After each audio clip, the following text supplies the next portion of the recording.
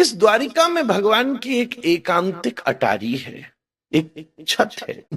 श्री श्याम सुंदर उस छत में संध्या जैसे चंद्रोदय हो, जब सूर्योदय होता है ना, तो द्वारिकाधीश राजसी वेश में होते हैं। जब एकांत में जब चंद्रोदय होता है, तब बनमाली वेश में चुपचाप उस छत पर बैठकर वृंदावन की स्मृति करते हैं, चंद्रमा का दर्शन कर। जब समुद्र का दर्शन करते हैं तो स्मरण होता है कि इस समुद्र में उसी यमुना का तो जल है। श्री श्याम सुंदर अपने चरणों को भी समुद्र में चलाते हैं और अपने हाथ से भी समुद्र के जल को हटाते हैं। एक दिन देवर्षि नारद ने प्रकट होकर कहा, ये घंटों संध्या को बैठकर आप कौन से जल को हटाने का प्रयास करते रहते हो? तो श्री श्याम सुंदर नारद जी से बोले, मैं इस समुद्र के जल में ब्रज के जमुना जल को खोज रहा। उस ब्रज के जमुना जल जहां श्री ललिता, विशाखा, रंग देवी, सुदेवी, श्रीदेवी, जहां स्वयं साक्षात श्री प्रिया जी उस तट पर बैठी जटिला कुटिला से बच करके, बड़ी अंतरंग लीलाएं हैं उसमें, उतना तो मैं नहीं जा सकूंगा, सबकी अपनी पात्रा पात्र विचार की बात है। दिन भर कृष्ण के माथे पर मणि होती है, रात में कृष्ण की आंखों में मणि होती है। श्री राधे जय राम, श्री राधे राधे राम। रूप गोस्वामी जी ने वर्णन किया, एक दिन नारद जी पधारे, पूरे द्वारिका के महल महल में घूमे, कृष्ण कहाँ है, कृष्ण कहाँ है, कृष्ण कहाँ है, कृष्ण कहाँ है? सबके पता नहीं दिखे नहीं, बहुत देर हो गई। रुक्मणी जी से पूछा, पता नहीं आज। सत्यभामा जी से पूछा, वो रुक्मणी छोड़े जब तो आएंगे यहाँ। दाऊद से पूछा, कृष्ण कहाँ है? अरे हमारे पास तो शादी से पहले ही वाको पता होता था। देवकी वसुदेव से पूछे, अरे अब इतना व्यस्त है बालक, हम बस दूर से कह दे में बहुत है। पता नहीं ठाकुर जी का कहाँ। थोड़ी देर में ये माहौल बचा कि पुत्र पौत्र सवे सगे संबंधी खोज रहे हैं कि कृष्ण गए कहाँ, आज गायब कहाँ हो गए द्वारिका से। तो नारद जी बोले, मेरी गति अगाध है। नारद जी तो फटाफट सबरी दुनिया ढूंढ लेते हैं। बोले तुम द्वारिका में खोजो, मैं बाहर खोजता हूं। ऐसा विचार करके द्वारिका के महल से बाहर निकल के समुद्र के तट पर पहुंचे तो देखा एक झोपड़ी बनी हुई है। नारद जी दांतों तले उंगली दबा बैठे, बोले कमाल हो गया, सोने की द्वारिका के बाहर ये त्यागी कौन बैठे? जब साधन नहीं है तब तो त्याग मजबूरी है।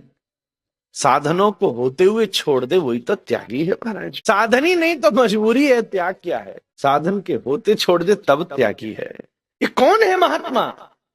नारद जी बोले, परमात्मा बाद में खोजूंगा, पहले महात्मा को। एकदम दौड़े वहां, समुद्र का तट था, झोपड़ी थी, सामने पहुंचे तो स्तब्ध रह गए।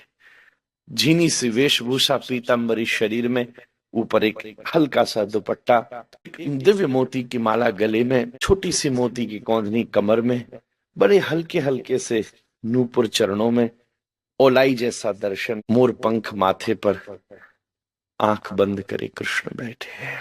और जी ने ऐसे स्वरूप का दर्शन नहीं किया आज तक। उस दर्शन में बेटा रास भी था और रास भी था, दोनों एक साथ नहीं घटित हो सकते। रास शब्द बड़ा है। अभी पिछली कथा में मैं निवेदन कर रहा था, जब तुम अपने जीवन में कृष्ण के द्वारा किए गए रास को स्वीकार, रास उस पे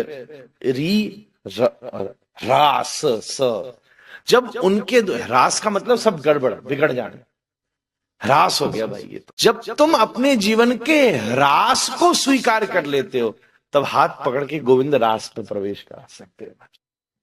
तुमने रास ही नहीं स्वीकार किया। हरिदास ठाकुर की पीठ पर कोड़े बरस रहे और वो कह रहे हरि बोल मजा। ये जब पीठ पर पड़ता है उससे जो दर्द निकलता है, तो हरि बोल में जब वो दर्द मिल जाता है तो पंचामृत बन जाता है हमारा। दूध में शहद मिला दो, उसमें रास भी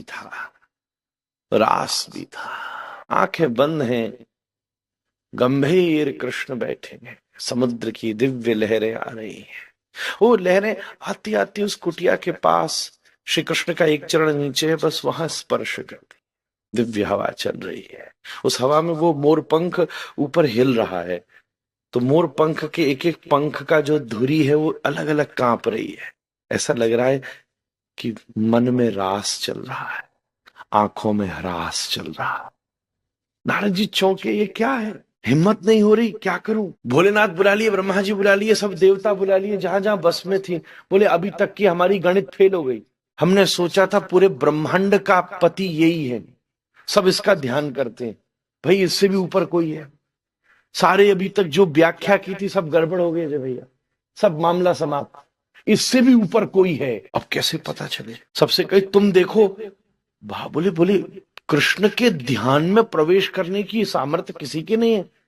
नहीं तो एक होता है परकाय प्रवेश, परकाय प्रवेश बोलते हैं सिद्धियों में, एक सिद्धि होती है परकाय प्रवेश, ये अंदर घुस जाओ क्या चल रहा है। पर ईश्वर परमात्मा का परकाय प्रवेश, कथा जब होती है तो बैठे हुए का परकाय प्रवेश होता है, पता चल जाता है कितने विभोर हो रहे हैं, कितने बोर हो रहे हैं, महाराज कब छोड़ेंगे, तंदूर ठंडा हो रहा है। परकाय प्रवेश। मैं तो आपके बहाने से गुरु और द्वारिकाधीश की सेवा पर दरवाजे तक तो पहुंच ही गया हूं, अंदर ही की तो प्रतीक्षा हो रही है। द्वार का, इस संसार में तुम ईश्वर का दरवाजा ही तो खोज रहे हो, द्वार का। क्या ऐसा नहीं है जैसे मानो एक कमरे में आदमी को यही नहीं पता हो निकलने का दरवाजा कहाँ है। तो कभी वो धन पर हाथ मारता है, कभी वो संबंधों पर हाथ मारता है, कभी प्रतिष्ठा पे हाथ मारता है, पर दरवाजा नहीं मिलता।